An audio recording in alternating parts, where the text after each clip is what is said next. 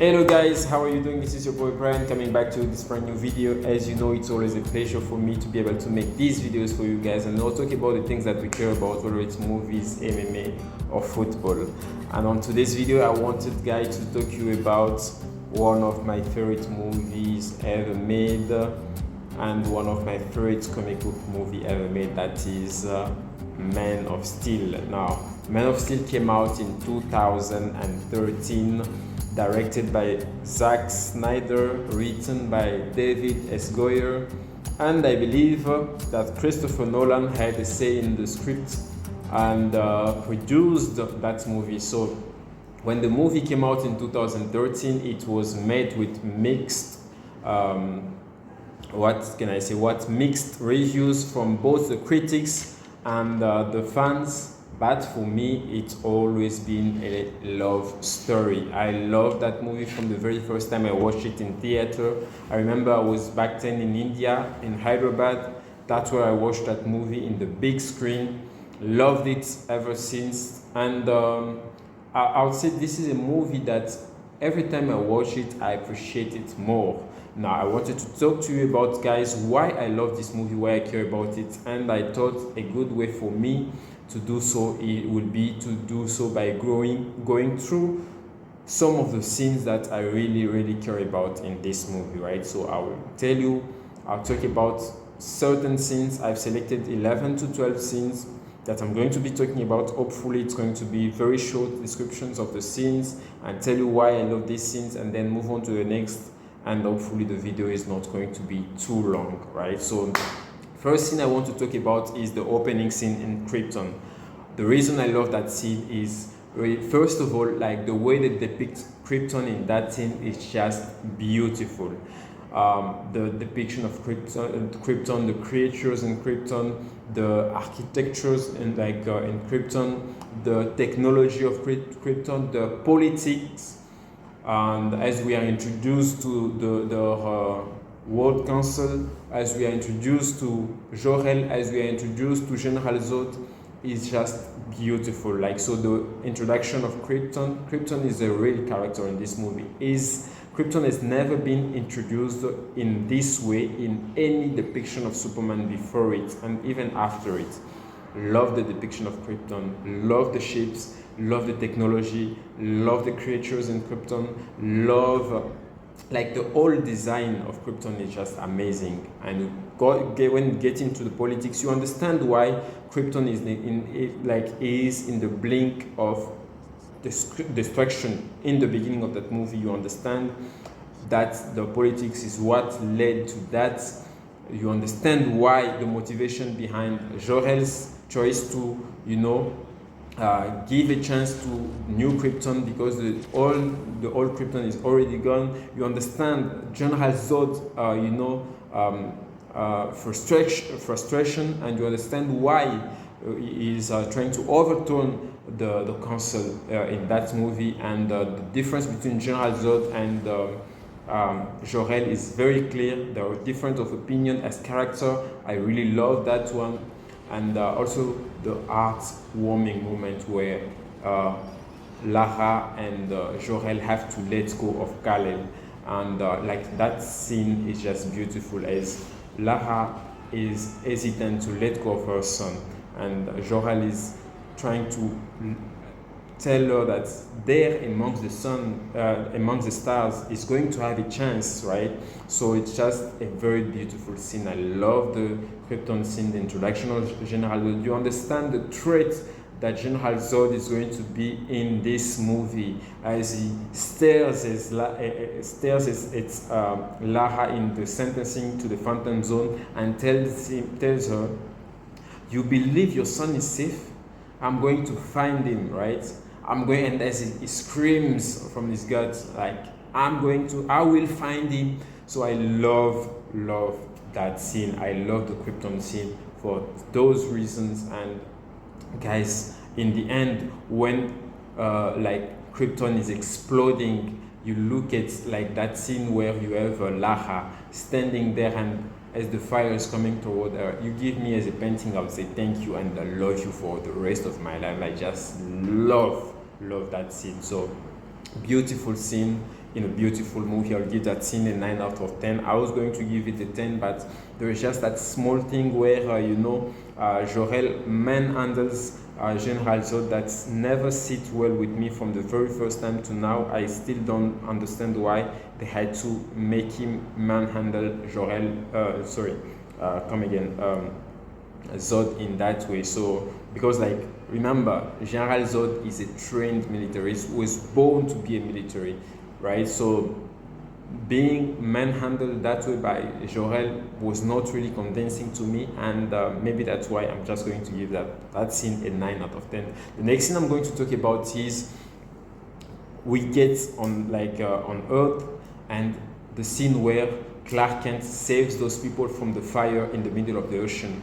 I love that scene for the fact that it introduces us to, it gives us a glimpse into how powerful and strong Clark Kent is going to be. It gives us a glimpse of that, and the ways like it's just saved, like we are introduced to him for the first time on Earth, and is saving people on that scene. That is just Superman, right? That is just a beautiful way to introduce us to his character as he's now starting his journey to on Earth, as we are starting to understand his journey on Earth. So it's just a very interesting scene, and I also like that scene ends with a point of vulnerability as he's in the water, hand opens like that. You see him that he can be vulnerable, right? He can be in that vulnerable state as well. So I really dug that scene. It's a very beautiful scene, right? Him saving the strength,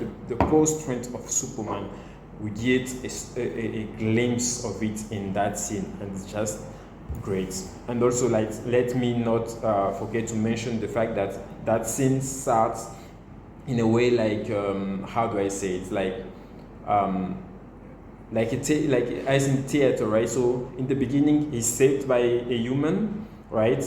And then he ends up saving people. So I really love that scene. And the next thing I want to talk about is the primary school scene, right, where you have young Clark Kent in the classroom experimenting or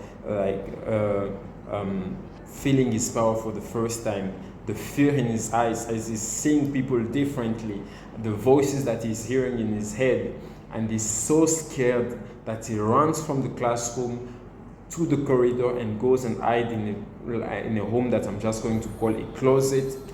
That scene really shows the vulnerability, like as a young kid, not understanding the changes in your body, in the changes that you are experimenting, let alone that Superman, like Clark Kent, as a young kid experimenting all those things.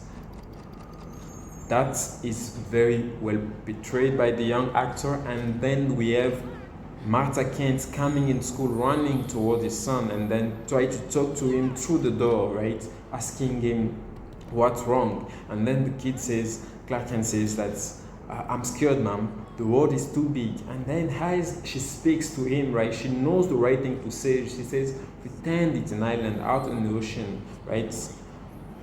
Listen to my voice and swim toward it. And then we have the young Clark Kent opening the door and telling mom, what is wrong with me? And then she just smiles at him and then hugs him. So that's a beautiful scene. Like, that's a very beautiful scene. And you have Martha really playing the role of a mother. The mother is there to protect her child, her kids. And that's what she does, right? She does it, and she does it wonderfully. So I just love that scene there. And we are introduced to a young Clark Kent. We understand that what he had to go through to become the Superman that we will love and cherish in the end. That he went through things trying to understand his power, trying to understand who he was. The next scene is still about that, right? So we have Jonathan Kent and Clark Kent in the farmhouse, talking, on the farm, talking about the fact that Jonathan thinks that Clark Kent has to keep the secret about who he is, right? And so that comes in the aftermath of Clark Kent saving his classmate from the bus accident. And then he asks his father, so what was I supposed to do? Just let them die? And then he says, maybe. Now, that is a point of controversy for many people out there who believe that for the character of Jonathan to say that was not right and etc. I believe that's the right thing that any parent would say. Sometimes when you, like as parents love their kids, and when they love, sometimes they have to be selfish for the good of the kids, right? And that is shown in that scene. He understands, and he has reasons to be selfish, right? He understands that his kid is not ready. The world is not ready. So you need to keep it a secret, because there are things that they can do to you when they find out that you have all this power. You just need to read between the lines. Clark Kent being discovered at that young age in a country like that, the United States, having those powers, what is going to happen to him? I believe something that shows it even better is like what happens to Kara in the Flash movie, right? So they found out who she was, and they hid her in a prison, and where she was very powerless. So Jonathan Kent saying that the world was not ready, and when the world was going to know that someone like his son existed, it was going to change it forever, and him wanting him to keep it a secret, that's a very powerful scene, and a powerful line to tell his son, which was maybe. Just that maybe is very powerful. And then he goes on to, of course, tell his son about his secret, the way they found him, and etc. Shows him the ship he arrived in, and the son Clark Kent asked to his father, can I just keep pretending I'm your son? Because he finds out that they are not his real parents, right? He's not his real father. But the love he has, the fear he has, is experimenting in that moment when he's even asking, what am I, right? And then he says, can I just keep pretending I'm your son? And then the answer from Jonathan Kent is beautiful, as he says, you are my son, right? So some people think like adoptive parents are not parents. They are parents, right? So it's just a beautiful scene there. And this scene, this movie is all about human. It's so you have that superhero part, but it's so realistic in what we live in a day-to-day life. So I just love that scene. So yeah, the scene between Jonathan Kent and Clark Kent, the selfishness of Jonathan Kent, understanding that the world was not ready, that his kid was not ready, and telling him the truth about his origin, where he came from.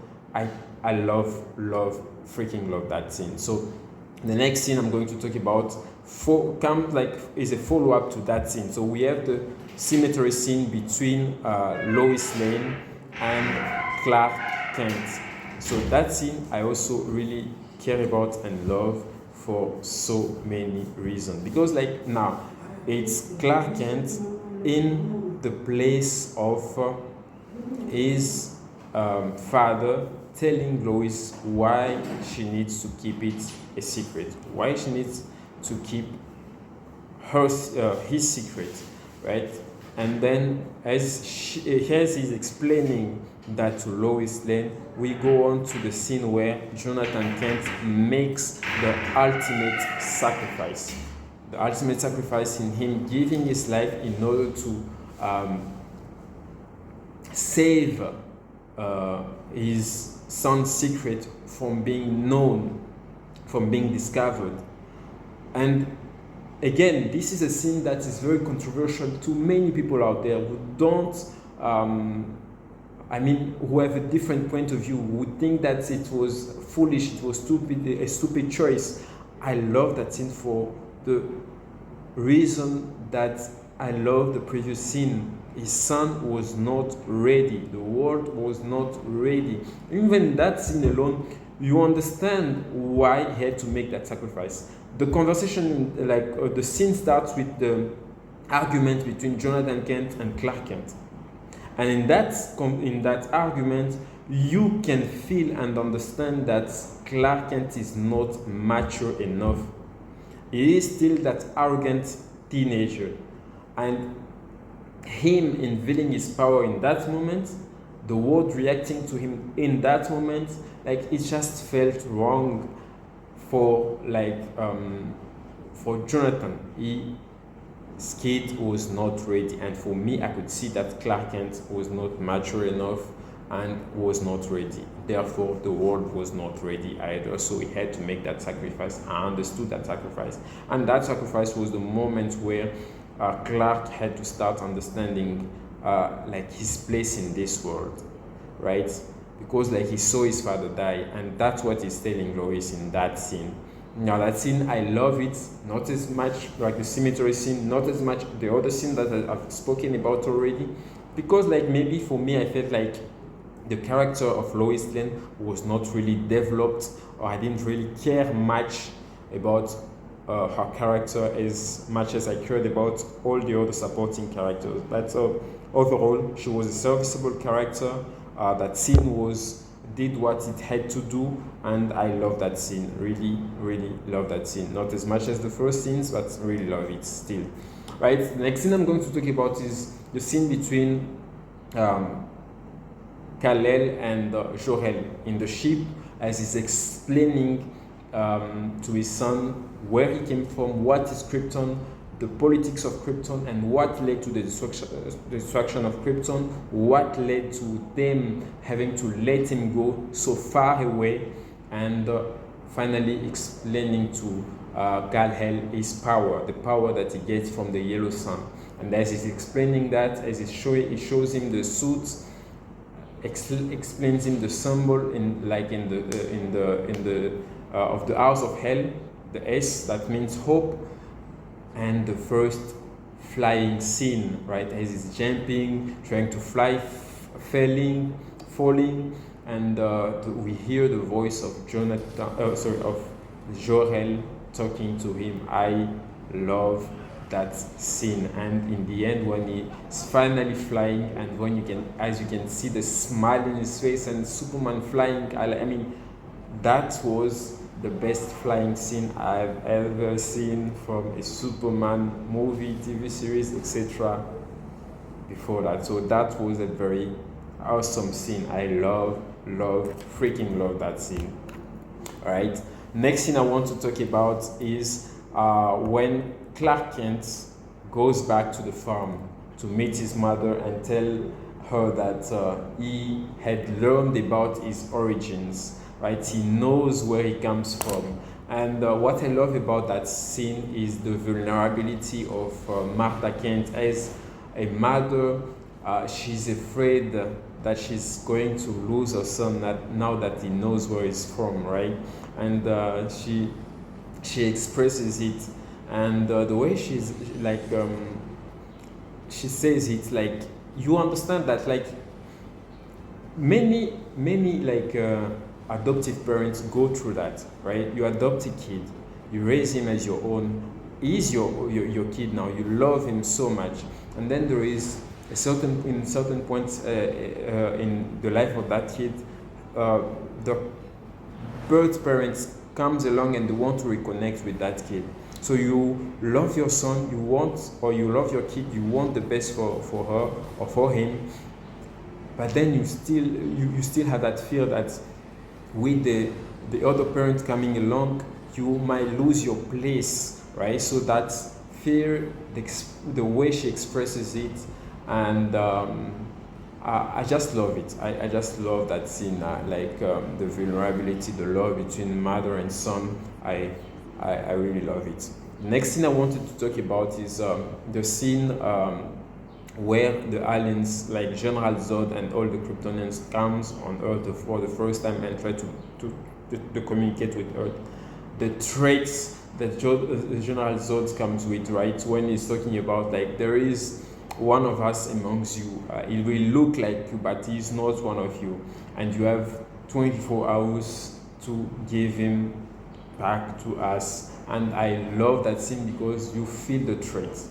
And you are not like in the way the show it's like you are looking on the screen, You are hearing a voice. You are seeing a silhouette of his his head, but you cannot see him, and it's really threatening. The voice is amazing in that scene.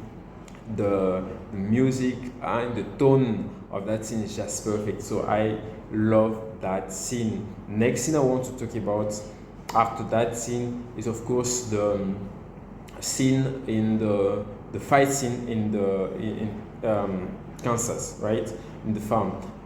Where it starts is General Zod has come to collect the codex. So he's asking to Martha very menacingly, where is the codex? And then Kal-El just comes in and swoops and takes General Zod away, starts punching him with rage, saying, you think you can threaten my mother?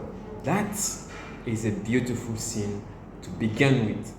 Any son that loves his mother would react that way if any person was threatening their mother. We know that is just instinctive, right? You care about and you love your mom, that is what you're going to do. Someone disrespecting, threatening your mother, no matter how strong they are, even if it's Brock Lesnar, you might lose it for a second. You might die after that, but you might lose it for a second. And I love that scene for that reason, man. I'm telling you, love that scene. And then we are, of course, led with the fight scene, the fight between Superman, Kal-El, and Faora, and the giant Kryptonian soldier. That scene is beautiful, as Kal-El is trying to save people as well as fighting the Kryptonian. Is being bested by them because they are they are better trained. And it's a very beautiful scene. And let me just give props to Faora, just a very beautiful character. I mean, even if you don't like Man of Steel, you have to agree with me that Faora is a great character. For the little time she got on screen, she did an absolutely a great job. That actress did an absolutely great job. So love the character of Faora in Man of Steel. Next, after that scene, of course, I want to talk about the final fight scene between General Zod and Kal-El. We have them fighting, but in the beginning starts with, from the wreckage of the scene, the last Kryptonian ship that Kal-El just destroyed. General Zod is talking about the reason he was born, what he was meant to do in this world, and that was protecting Krypton. And then you have taken that away from me. All this theory and all the people that you love, I'm going to kill them one by one. That is a threat. And you see Clark Kent responding to that threat.